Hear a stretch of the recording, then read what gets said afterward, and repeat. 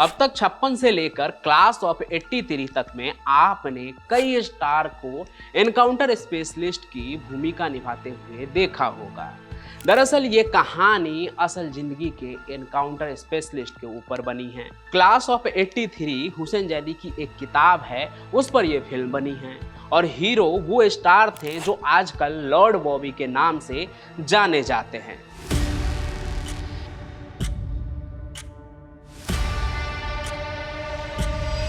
हमारी आज की कहानी में हम असल में 83 के क्लास के ही एक अफसर की कहानी बताएंगे, उनकी जिंदगी की कहानी।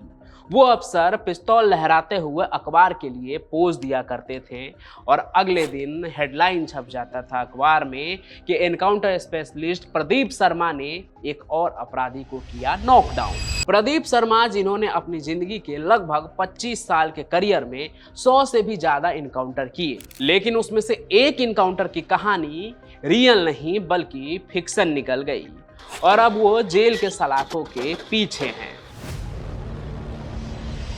प्रदीप शर्मा रहने वाले आगरा उत्तर प्रदेश के हैं। पिता पेशे से शिक्षक थे। उनका एक खुशहाल परिवार था जो महाराष्ट्र के धुले जिले में आकर बस गए। प्रदीप शर्मा अपने बारे में बताते हैं कि जब वो धुले में थे तो उन्होंने अपने बचपन से ही पड़ोस में एक पुलिस अफसर को देखा है जो अपनी फटफटी चलाकर बड़े ही रौब में घूमा करते थे। वहीं से उनके मन में पुलिस में जाने की इच्छा पनप गई। ग्रेजुएशन की पढ़ाई पूरी करने के बाद प्रदीप शर्मा मुंबई चले आए और पुलिस में भर्ती होने के लिए अपने सपना को पूरा करने के लिए वो MPSC की तैयारी करनी शुरू कर देते हैं। वो इस परीक्षा में पास भी हो गए और महाराष्ट्र पुलिस अकादमी के 83 बैच में शामिल हो गए। महाराष्ट्र पुलिस का वो बैच जिसके पुलिस अधिकारी मुंबई अंडरवर्ल्ड पर अपनी कार्रवाई के लिए जाने जाते हैं। उस समय मुंबई अंडरवर्ल्ड को डॉन दाऊद इब्राहिम, छोटा राजन और अमर नायक जैसे लोगों द्वारा चलाया जाता था। उन दिनों ही अकादमी से निकलने के बाद एक सब इंस्पेक्टर के रूप में बंबई पुलिस में प्रदीप शर्मा काम करते हैं और जिंदगी की नई सीढ़ियां चढ़ना शुरू कर देते हैं। साल 1999 में उन्हें प्रसिद्धि तब मिली जब उन्होंने और उनकी टीम ने एक खूंखार गैंगस्टर विनोद मटकर को मार डाला। मटकर छोटा राजन के गैंग से कनेक्टेड था। उसे चुना गया था पाकिस्तान में छुपे दाऊद को निशाना बनाने के लिए, लेकिन वो प्लान धरा का धरा रह गया क्योंकि प्रदीप शर्मा की गोलियों का जो मटकर था वो शिकार हो गया। उसी साल प्रदीप शर्मा ने एक और बड़े गैंगस्टर का इनकाउंटर किया जिसका नाम था सादिक कालिया और डी कंपनी यानी दाऊद के लिए वो काम करता था। छोटा मोटा इनकाउंटर यूं ही चलता रहा। फिर आया साल 2003। Pradeep Sharma crime intelligence unit को हेड कर रहे थे। तभी उन्होंने 3 लश्कर-ए-तैयबा के आतंकवादियों को भी ढेर किया और ये सिलसिला आगे भी यूं ही चलता रहा। अपने 25 साल के करियर में उन्होंने इनकाउंटर में लगभग 112 अपराधियों को मौत के घाट उतारा था। मुंबई में सुपर कॉप शर्मा किसी हीरो से कम नहीं थे और तो और इनकाउंटर को लेकर उनकी पॉपुलैरिटी इतनी बढ़ गई कि उन्हें डर्टी हैरी कहकर भी बुलाया जाने लगा। लेकिन सुपर कॉप होने के बावजूद उनका करियर स्मूथ नहीं रहा। उनके ऊपर कई आरोप लगे। गैंगस्टर और माफिया के साथ उनके कनेक्शन भी पाए गए, जिस वजह से वो कानून के शिकंजे में भी फंसते चले गए।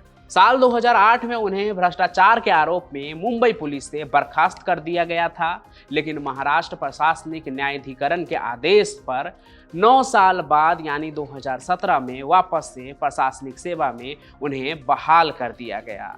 लेकिन इधर 2 साल भी नहीं बीते थे और उन्होंने खुद ही पुलिस सर्विस से रिजाइन कर दिया। हुसैन जैदी जब अपनी किताब से जुड़ा एक इंटरव्यू कर रहे थे तो ये सवाल उन्होंने अपने इंटरव्यू में पूछा कि उन्होंने पुलिस फोर्स से रिजाइन क्यों दिया। तो एनकाउंटर स्पेशलिस्ट ने जवाब दिया, यानी प्रदीप शर्मा ने जवाब दिया कि उन्हें मजा नहीं आ रहा था, लेकिन असल में उनका प्लान राजनीति में आने का था। उनके नज़र में वो लोगों की सेवा करने के लिए एक नए अध्याय की शुरुआत कर रहे थे जिसमें वो शिवसेना की तरफ से चुनाव लड़ते हुए लगातार फेल हुए। लेकिन कहने वाले तो ये भी कहते हैं कि वो अपने जिंदगी में किए गुनाहों से बचने के लिए राजनीतिक संरक्षण चाहते थे और ऐसे एक केस में वो फंसे भी थे जहां कुछ भी हो सकता था, क्योंकि ये केस एक फर्जी इनकाउंटर का था। वो साल 2006 का था प्रदीप शर्मा के रडार पर राम नारायण गुप्ता नाम का एक गैंगस्टर था। क्राइम की दुनिया में लोग उसे लाखन भैया के नाम से जानते थे। प्रदीप शर्मा के मुताबिक गुप्ता छोटा राजन से जुड़ा हुआ था, यानी लाखन भैया, लेकिन कहते हैं कि इस बात का कोई भी सबूत नहीं था। बावजूद शर्मा ने इनकाउंटर के नाम पर उसे मौत के घाट उतार दिया। सुपर कॉप को लगा कि भला कौन ही उनके इनकाउंटर पर सवाल उठाएगा, लेकिन गुप्ता के भाई ने इस मामले पर सवाल उठाया और केस बंबई हाई कोर्ट में पहुंच गया। फिर जांच हुई तो पता चला कि प्रदीप शर्मा दी सुपर कॉप ने कानून के रक्षा के लिए नहीं, बल्कि गुप्ता के राइवल गैंग जो थे उनके कहने पर लाखन भैया का इनकाउंटर किया।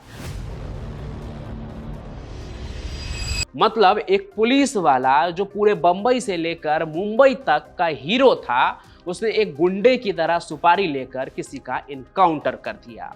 असल में इसे इनकाउंटर कहना तो गलत ही होगा, क्योंकि ये एक मर्डर था। साल 2009 में इस मामले में एफआईआर दर्ज हुआ। 2010 में प्रदीप शर्मा की गिरफ्तारी हुई। साल 2013 में सेशन कोर्ट ने 21 लोगों को आजीवन कारावास की सजा सुनाई, जिसमें 13 पुलिस वाले शामिल थे। हालांकि उस समय प्रदीप शर्मा बरी हो गए, क्योंकि उनके खिलाफ कुछ खास सबूत नहीं मिले थे। लेकिन मामला अब बदल गया है। बंबई हाई कोर्ट ने प्रदीप शर्मा को भी दोषी पाया है। कोर्ट का यह भी कहना था कि भले ही जिसका इनकाउंटर हुआ यानी लाखन भैया, उस पर 10 केस दर्ज थे, लेकिन इससे प्रदीप शर्मा को ऐसा कोई हक नहीं मिलता है कि वो अपने मर्जी के मुताबिक किसी को भी मौत के घाट उतार दे इनकाउंटर के नाम पर। अब अपने 25 साल के बेहतरीन करियर और मर्डर के करीब 18 साल बाद इनकाउंटर स्पेशलिस्ट प्रदीप शर्मा एक हत्या के दोषी के तौर पर आजीवन कारावास के लिए सलाखों के पीछे चले गए हैं। इस बात में कोई दो राय नहीं है कि प्रदीप शर्मा ने कभी मुंबई से क्राइम का सफाया किया था।